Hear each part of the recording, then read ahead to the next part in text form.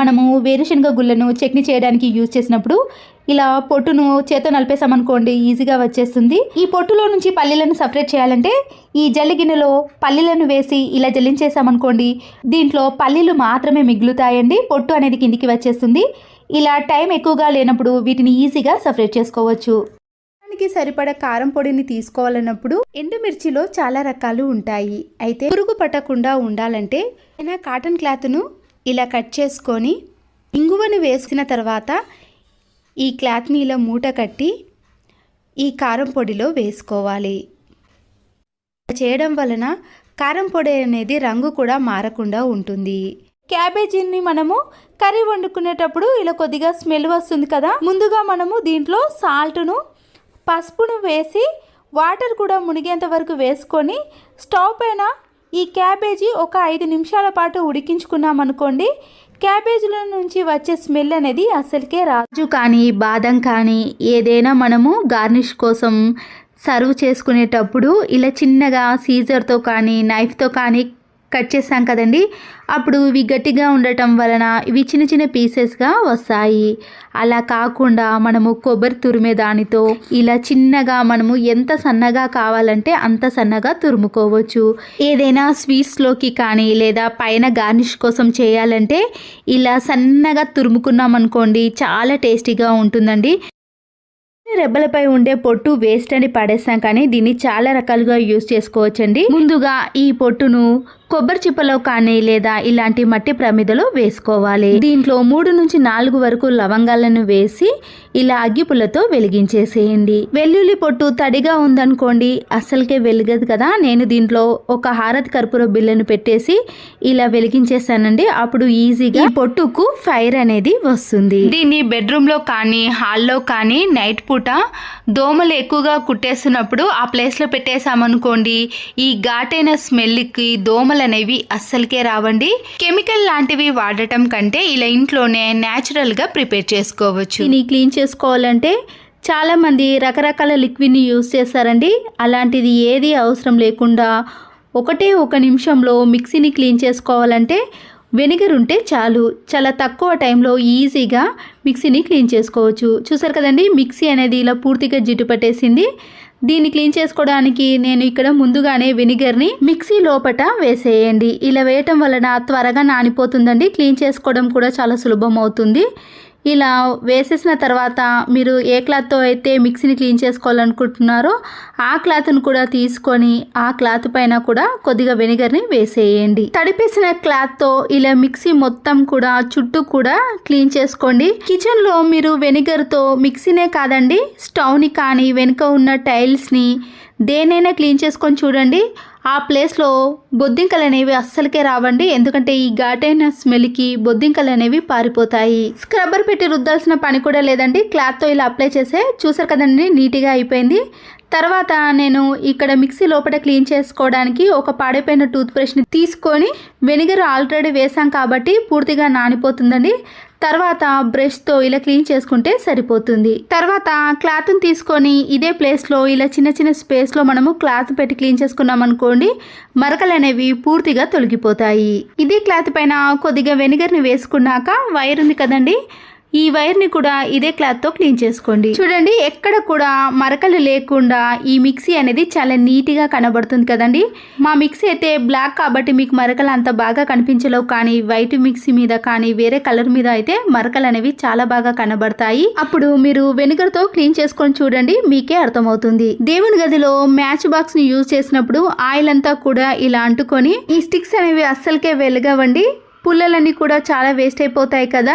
మీ ఇంట్లో ఉండే వ్యాజ్లని కొద్దిగా తీసుకొని ఈ స్టిక్స్కి అప్లై చేశారనుకోండి ఎంత ఆయిల్ అంటినా కానీ లేదా వర్షాకాలంలో తేమ వల్ల కూడా ఈ స్టిక్స్ అనేవి వెలగవు కదండి, ఇదైతే ఖచ్చితంగా వెలుగుతుందండి. వ్యాజ్లైన్ అప్లై చేసినాక ఈ అగ్గి పుల్లలు అనేవి వేస్ట్ కాకుండా ఉంటాయి. నచ్చితే లైక్ చేయండి. సరుకులు తీసుకున్న కవర్ కానీ ఇలా కూరగాయలు తీసుకున్న కవర్లో మనము ఏదైనా తెచ్చుకున్నప్పుడు దానికి ముడిపడింది అనుకోండి, హెయిర్ ఫ్లక్కర్ని తీసుకొని దాని చివరి కొన భాగాన్ని ఇలా ముడిపడ్డ దాంట్లో పెట్టేసామనుకోండి ఈజీగా కవర్ అనేది వచ్చేసింది. అప్పుడు కవర్ కూడా వేస్ట్ కాకుండా యూజ్ చేసుకోవచ్చు. ఫ్రూట్స్ తీసుకున్నప్పుడు ఇలాంటి నెట్టెడ్ బ్యాగ్స్ వస్తాయి కదండి, దాన్ని వేస్ట్ అని పడేసాం కానీ చాలా రకాలుగా యూజ్ చేసుకోవచ్చు.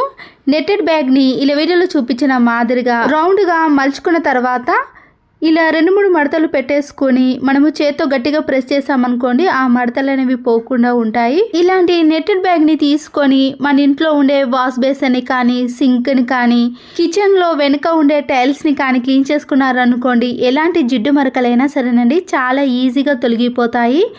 అంతే కదండి, మీరు కిచెన్లో స్క్రబ్బర్కు బదులుగా గిన్నెలు తోమడానికి ఇలాంటి నెట్టెడ్ బ్యాగ్ని కూడా యూజ్ చేసుకోవచ్చు. టీ కాఫీలు తాగే ఇలాంటి పేపర్ కప్స్ ఉంటాయి కదండి, ఒక పేపర్ కప్ని తీసుకున్నాను. పైన ఉండే రింగును మాత్రమే కట్ చేసుకోవాలి. ఇలా కట్ చేసుకున్న ఈ రింగును పక్కనే పెట్టేసుకున్నాక ఈ పేపర్ కప్పును ఇలా వీడియోలో చూపించిన మాదిరిగా పైన మలుచుకొని తర్వాత సైడ్లో కూడా మలుచుకున్నాం అనుకోండి, నీట్గా ఉంటుంది. అప్పుడు ఈ పేపర్ కప్ అనేది ఇలా ఓపెన్ కాదండి. చూసారు కదండి, నీట్గా ఉంది కదా. తర్వాత మనము ఇలా కట్ చేసుకున్న రింగును ఒక సైడ్ మాత్రమే కట్ చేసుకొని ఇలా పేపర్ కప్పుకు అతికించేసుకోవాలి. నేనైతే ఇక్కడ వైట్ ప్లాస్టర్తో అతికించేసానండి. మీరు గ్లూ గమ్ కానీ ఫెవికల్ కానీ ఏదైనా యూజ్ చేయవచ్చు. చూడండి, అందమైన చిన్న బుట్టి అనేది రెడీ అయిపోయింది కదా. దీంట్లో పిల్లలకు సంబంధించిన చిన్న చిన్న చాక్లెట్స్ కానీ, లేదా మన ఇంట్లో ఉండే చిన్న చిన్న పిన్స్ కానీ, హెయిర్ పిన్స్ కానీ, లేదా చిన్న చిన్న మేకులు ఉంటాయి కదండి, అలాంటి వాటినైనా కూడా ఇలా పేపర్ కప్లో వేసుకొని ఒక దగ్గర పెట్టేసామనుకోండి, చాలా నీట్గా ఉంటాయి. అన్నీ ఒకే దగ్గర ఉంటాయి కాబట్టి వెతకాల్సిన పని కూడా ఉండదు. నచ్చితే తప్పకుండా ఒక లైక్ చేయండి. మరొక యూస్ఫుల్ టిప్, చాలా రకాల షాపింగ్ మాల్ బ్యాగ్స్ ఉంటాయి కదండి, వాటిని ఒక్కొక్కసారి ఎలా మడత పెట్టినా కూడా స్పేస్ అనేది చాలా ఎక్కువగా తీసుకుంటుంది. షాపింగ్ మాల్ బ్యాగ్ని తీసుకొని ఇలా నిలువులో 2 మడతలుగా మలుచుకోవాలి. కింది నుంచి కూడా ఇలా 2-3 మడతలుగా, మీకు చిన్నగా కావాలంటే చిన్నగా, మామూలు సైజులో కావాలంటే ఎలా కావాలంటే అలా ఇలా నిలువులో మలుచుకున్నాక పట్టుకునే హ్యాండిల్స్ ఉన్నాయి కదండి, ఆ హ్యాండిల్స్ని ఇలా మడత పెట్టుకున్న బ్యాగుకు వేసామనుకోండి, మడత అనేది చెరిగిపోకుండా నీట్గా, స్పేస్ కూడా చాలా తక్కువగా తీసుకుంటుంది. ఎన్ని బ్యాగులు ఉన్నా కూడా నీట్గా మడత పెట్టుకోవచ్చు. వాషింగ్ మిషన్ ట్యాప్స్ కానీ ఎలాంటి ట్యాప్స్ అయినా సరేనండి, ముందుగా ఇలా ఓపెన్ చేసామనుకోండి, దాంట్లో డస్ట్ అనేది ఎక్కువగా ఉంటుంది. అప్పుడు వాషింగ్ మిషన్ కూడా త్వరగా పాడయ్యే అవకాశం ఉంటుంది. మనము అప్పుడప్పుడైనా ట్యాప్స్ని ఇలా క్లీన్ చేసుకున్నాం అనుకోండి, వాటర్ ప్రెషర్ ఎక్కువగా రావటమే కాకుండా ట్యాప్స్ కూడా చాలా నీట్గా ఉంటాయి. నచ్చితే ఒక లైక్ చేయండి. మాడిపోయిన గిన్నెలను క్లీన్ చేయాలంటే మన చేతులు అనేవి రుద్ది నొప్పి పెట్టేశాయి కదండి. అడుగంటిన పాల గిన్నెను కానీ, కర్రీ కానీ, రైస్ కానీ ఏదైనా సరేనండి, దాంట్లో ముందుగా ఇలా వాటర్ని వేసిన తర్వాత మీరు సర్ఫ్ను కానీ లిక్విడ్ని కానీ కొద్దిగా వేసి ఒక 2-3 మినిట్స్ పాటు బాగా వేడి చేయాలి. ఇలా హీట్ అవుతున్నప్పుడే కింద అడుగంటిన భాగం మొత్తం కూడా వాటర్లో కలిసిపోతుందండి. అప్పుడు మనము స్క్రబ్బర్ పెట్టి క్లీన్ చేసుకున్నాం అనుకోండి, రుద్ది క్లీన్ చేయాల్సిన పని కూడా ఉండదు. ఇలా మామూలుగా గిన్నెలు ఎలా క్లీన్ చేసుకుంటామో అలా క్లీన్ చేసుకుంటే చాలా నీట్గా అవటమే కాకుండా ఎలాంటి స్మెల్ కూడా అస్సలకే రాదు. ని ఎక్కువ మోతాదులో కట్ చేసినప్పుడు, బిర్యానీలోకి కానీ కర్రీలోకి వండినప్పుడు ఎక్కువగా కట్ చేస్తాం కదండి, కట్ చేసినప్పుడు కళ్ళ నుంచి మంట కానీ లేదా వాటర్ అనేది ఎక్కువగా వచ్చేస్తుంది. దీనివల్ల ఇబ్బంది పడతాం కదండి. వైట్ వెనిగర్ని తీసుకొని కట్ చేసుకున్న ప్లేట్కి కానీ చాపింగ్ బోర్డు పైన అప్లై చేసిన తర్వాత మనము ఎన్ని ఆనియన్స్ని కట్ చేసినా సరేనండి, కళ్ళ నుంచి మంట కానీ వాటర్ అనేవి అస్సలకే రావు. ఎక్కువగా ఆనియన్స్ని కట్ చేసినప్పుడు వైట్ వెనిగర్ లేని ప్లేస్లో మీరు కొవ్వొత్తిని వెలిగించి కూడా ఈ ఆనియన్స్ని కట్ చేసినా కూడా కళ్ళ నుంచి వాటర్ అనేది రాకుండా ఉంటుంది. వాష్రూమ్ డోర్ కూడా ఇలా తెల్లటి మరకలు అనేవి ఏర్పడినప్పుడు ఎలాంటి లిక్విడ్లు కూడా యూజ్ చేయాల్సిన పని లేదండి. చిల్లీ వెనిగర్ కానీ ఘాటైన వైట్ వెనిగర్లు ఉంటాయి కదండి, దాన్ని ఇలా వాష్రూమ్ డోర్కి కొద్దిగా జీలకరించేసి స్క్రబ్బర్ స్టీల్ది కాకుండా మామూలు స్క్రబ్బర్ ఉంటుంది కదండి, దాంతో క్లీన్ చేసుకోవాలి. స్టీల్ స్క్రబ్బర్ని యూజ్ చేసామనుకోండి, వాష్రూమ్ డోర్ పైన ఉండే పెయింట్ అనేది పూర్తిగా పోతుంది. ఇలా మామూలుగా రుద్దేశామనుకోండి, వాష్రూమ్ డోర్ పైన ఉండే తెల్లటి మరకలు కూడా ఈజీగా తొలగిపోతాయి. 30 సెకండ్స్ పాటు ఇలా బాగా రుద్దేసిన తర్వాత ట్యాప్ వాటర్తో క్లీన్ చేసుకున్నారనుకోండి, డోర్ పైన ఉండే తెల్లటి మరకలు అనేవి మీకు అస్సలకే కనిపించవు. దోశ పిండి కానీ ఇడ్లీ పిండి రుబ్బుకునేటప్పుడు ఇలా మినపప్పు నానబెట్టుకుంటాం కదండి ఇడ్లీ పిండికి అయితే, అలాంటి టైంలో మనము కొద్దిగా మెంతులను మాత్రం ఇలా నానేటప్పుడు మాత్రమే వేసుకోవాలి. నేనైతే ఇక్కడ దోశ చేస్తున్నానండి. ఇలా రైస్ని మినపప్పు నానబెట్టుకున్నప్పుడు దీంట్లో కొద్దిగా మాత్రమే ఇలా మెంతులను వేసామనుకోండి, దోశ అనేది చాలా టేస్టీగా ఉంటుందండి. మరీ క్రిస్పీగా రాకుండా కొంచెం మెత్తగా సాఫ్ట్గా రావాలి అంటే ఈ టిప్ అనేది యూజ్ అవుతుంది. కొత్త డ్రెస్సులు కానీ శారీస్ తీసుకున్నప్పుడు దాంట్లో ఇలాంటి స్పాంజ్ది వస్తుందండి. ఎక్కువగా కాకుండా మనకి ఎంత కావాలనో అంత మాత్రమే ఇలా కట్ చేసుకున్నాక దారప్రిల్స్కి మనము నిడిల్స్ని పెడతాం కదండి, ఎక్కడ పెడితే అక్కడ పెట్టేసాం అనుకోండి అవి ఒక్కొక్కసారి మన చేతికి కూడా గుచ్చుకుంటుంది. తర్వాత వాటిని వెతకాల్సిన పని కూడా ఏర్పడుతుంది. అలా కాకుండా ఉండాలంటే ఇలా స్పాంజ్కి మన ఇంట్లో ఉండే నిడిల్స్ అన్నిటినీ కూడా దీనికి పెట్టేసామనుకోండి, వెతకాల్సిన పని లేకుండా ఎప్పుడు కావాలంటే అప్పుడు ఈజీగా తీసుకోవచ్చు. దారప్రిల్స్ కానీ నిడిల్స్ అన్నీ కూడా ఇలా ఒక బాక్స్లో సర్దుకున్నామనుకోండి, వెంటనే తీసుకొని మనము స్టిచ్చింగ్ వేసుకోవచ్చు. ఛార్జింగ్ వైర్లు కానీ ఇయర్ ఫోన్ వైర్లు ఉంటాయి కదండి, వాటన్నిటిలో ఒక దగ్గర పెట్టేసామనుకో అవన్నీ కూడా ముడిపడతాయి. ఇయర్ ఫోన్స్ అయితే ఇంకా ఎక్కువగా ముడిపడతాయి కదా, వీటన్నిటిని కూడా ఒక దగ్గరికి తీసుకొని మన ఇంట్లో ఉండే మేకు కానీ ఏదైనా హ్యాంగర్కి వేసామనుకోండి అవి ముడిపడకుండా ఉంటాయి. అన్నీ ఒకే దగ్గర ఉంటాయి. ఏ ఛార్జర్ వైర్ కావాలన్నా ఇయర్ ఫోన్ వైర్ కావాలన్నా ఈజీగా తీసుకొని వాడుకోవచ్చు. పిల్లల డ్రెస్సులు కానీ మన డ్రెస్సులు కానీ ఏవైనా సరేనండి, కొద్దిగా పెద్దగా అనిపించినప్పుడు పిల్లలకైతే ఇబ్బంది పడుతూ ఉంటాం కదా, అలాంటి వాటికైతే మన ఇంట్లో ఉండే సైడ్ పిన్నిస్లు ఉంటాయి కదండి, దాన్ని తీసుకొని ఎంతవరకు అయితే పెద్దగా అనిపిస్తుందో అంతవరకు ఈ క్లాత్ను మలుచుకొని ఆ పిన్నిస్ని పెట్టేసేయాలి. కట్ చేసి స్టిచ్చింగ్ వేసామనుకోండి, పిల్లలు పెరిగినప్పుడు మళ్ళీ అది చిన్నగా అనిపిస్తుంది. దీనివల్ల మళ్ళీ ఆ డ్రెస్ అనేది వేస్ట్ అయిపోతుంది కదండి. అలా కాకుండా ఉండాలంటే ఇలా ఎక్కడి వరకు అయితే పెద్దగా అనిపిస్తుందో అక్కడి వరకు మలుచుకొని ఇలా పిన్నిస్లను పెట్టేసేయాలి. నేను తీసుకున్న పిన్నిస్ పెద్దగా ఉంది అండి. చిన్న పిన్నిస్ అయితే మనము ఇలా పిన్నిస్ పెట్టినట్టు కూడా అస్సలకే ఏర్పడదు. ఇలా 2 సైడ్స్ కూడా ఎక్కడైతే పెద్దగా అనిపిస్తుందో అక్కడ ఇలా పిన్నిస్ని పెట్టేసుకోవాలి. చూడండి, పిన్నిస్ పెట్టిన దానికి కొద్దిగా సైజ్ అనేది చిన్నగా అయింది కదండి.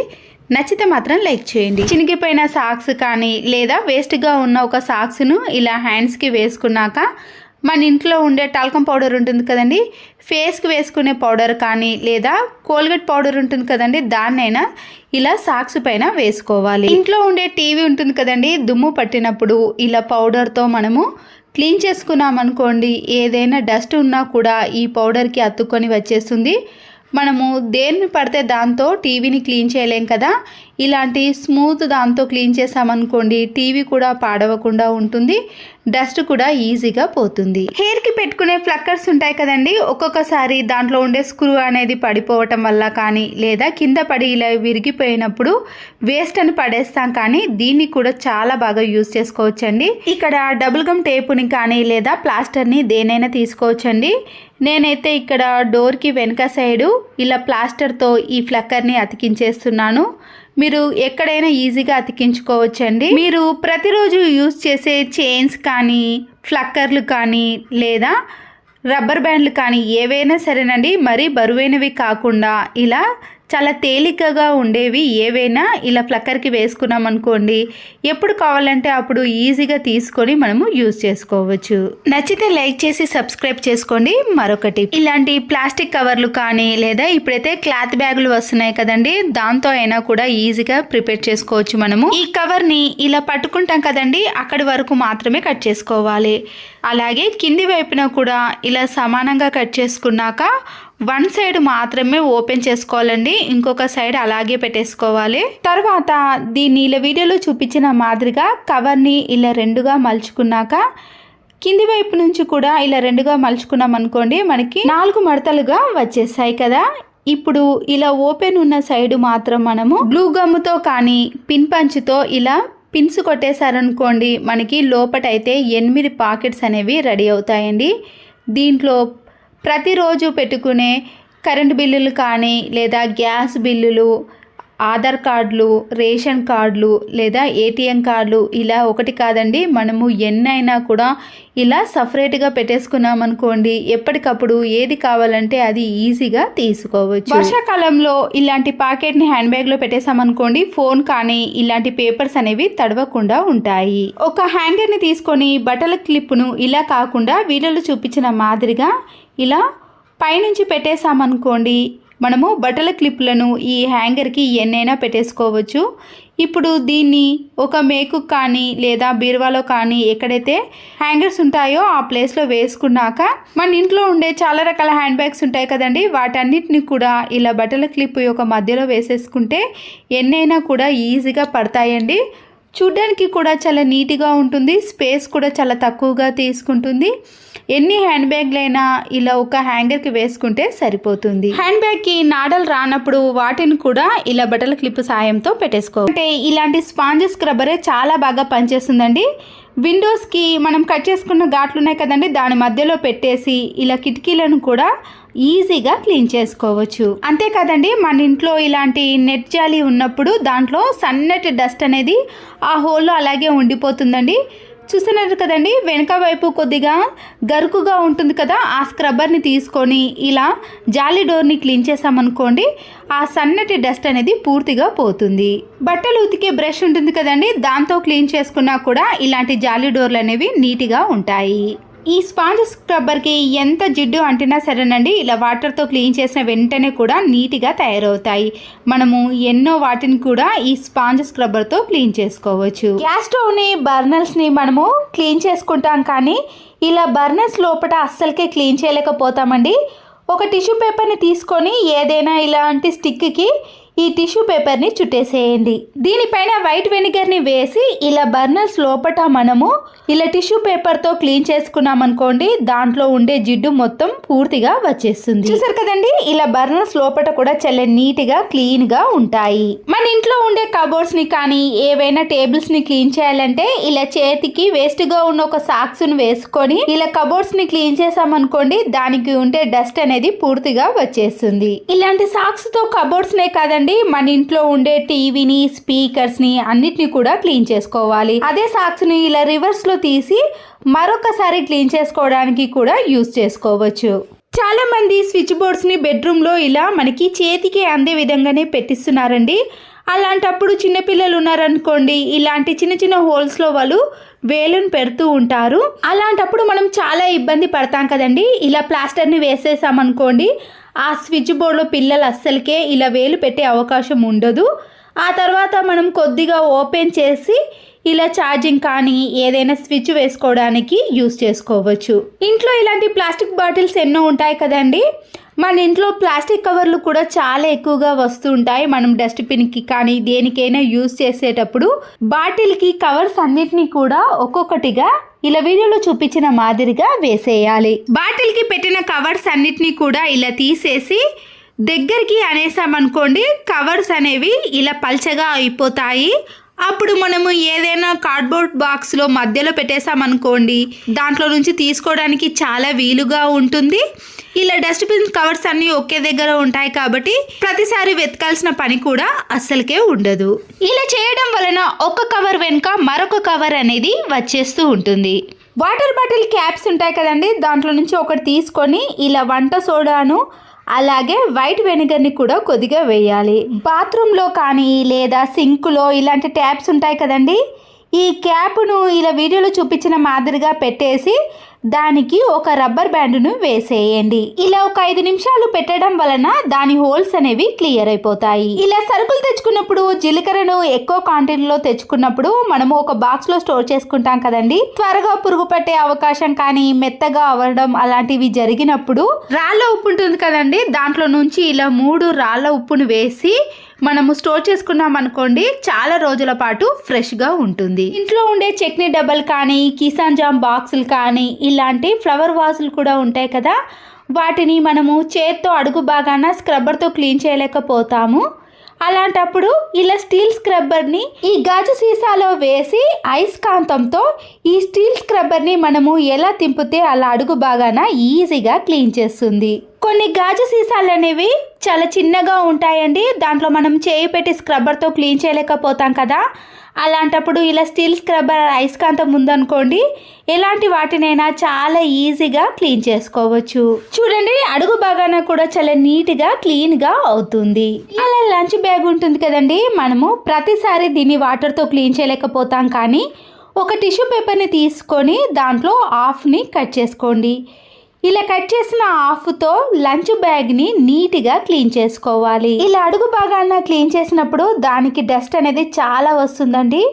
చూసారు కదండి, మనము స్పూన్ కానీ ఇంకేదైనా అందులో వేసినప్పుడు దానికి పూర్తిగా అంటుకుంటుంది. ఇంట్లో చాలా రకాల ఇటువంటి రెడీమేడ్ చైన్స్ ఉంటాయండి. మనము కొన్ని సంవత్సరాల నుంచి వాడినప్పుడు కానీ లేదా కొన్ని నెలల క్రితం నుంచి వాడినా కూడా వాటిలో ఉండే షైనింగ్ అనేది తగ్గిపోవటం కానీ దాంట్లో స్టోన్స్ అని పోవటం లాంటివి జరుగుతాయి కదా. మళ్ళీ ఇవి కొత్త దానిలా కనిపించాలి అంటే మన ఇంట్లో ఇడ్లీ పాత్ర ఉంటుంది కదండి, ఆ ఇడ్లీ పాత్రలో మనము ఈ చైన్స్ అన్నిటినీ కూడా ఇలా వీడియోలో చూపించిన మాదిరిగా పెట్టేసేయండి. ఎన్ని చైన్స్ అనేవి షైనింగ్ తగ్గిపోయాయో వాటన్నిటిని కూడా ఇలా ఇడ్లీ పాత్రలో పెట్టేసిన తర్వాత ఈ ఇడ్లీ కుక్కర్లో కొన్ని వాటర్ని వేసి క్యాప్ని పెట్టేసిన తర్వాత ఈ ఇడ్లీ కుక్కర్ని స్టవ్ ఆన్ చేసేసి లో ఫ్లేమ్లో కానీ మీడియం ఫ్లేమ్లో 4 to 5 minutes పాటు ఇలా ఆవిరికి పెట్టేసేయండి. ఆ తర్వాత ఇలా కొద్దిగా వేడిగా ఉన్నప్పుడే క్యాప్ని తీసేసి దాంట్లో ఉండే ఇలాంటి రోల్ గుడ్ చైన్స్ అన్నిటినీ కూడా మనము ఏదైనా స్మూత్ క్లాత్తో క్లీన్ చేసామనుకోండి, ఈ చైన్స్ అనేవి మళ్ళీ ఎప్పటి మాదిరిగా షైనింగ్లోకి వస్తాయి. తర్వాత దీనిపై ఉండే స్టోన్స్ కూడా అంత ఈజీగా తొలగిపోవండి. ఇలాంటి చైన్స్ అనేవి మళ్ళీ కొత్త దానిలా మెరిసిపోవాలంటే ఈ చిన్న టిప్ని ఫాలో అవ్వండి. అంతేనండి. ఈ టిప్స్ కానీ మీకు నచ్చినట్లయితే తప్పకుండా ఒక లైక్ చేసి మీ ఫ్రెండ్స్కి కానీ రిలేటివ్స్కి షేర్ చేయండి.